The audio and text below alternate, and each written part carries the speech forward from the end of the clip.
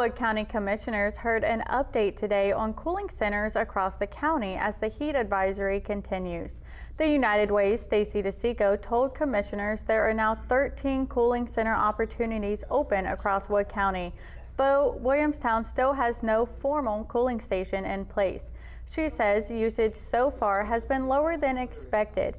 Copeland Health Systems opened all 3 of its Parkersburg locations from 7 a.m. to 5 p.m. with nobody using them Tuesday and only 10 on Wednesday. The United Way has is maintaining a current list of cooling centers throughout the Mid-Ohio Valley with contact information and operating hours. DeSico stresses that a cooling station needs more than just air conditioning. She wants trained volunteers on site who can spot and respond to heat exhaustion or heat stroke.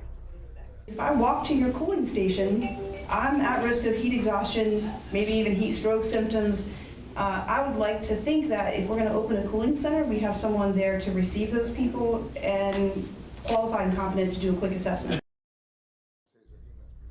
The commissioners voted to provide $10,000 to support the United Way and its 211 hotline, which connects residents to various health and human service resources.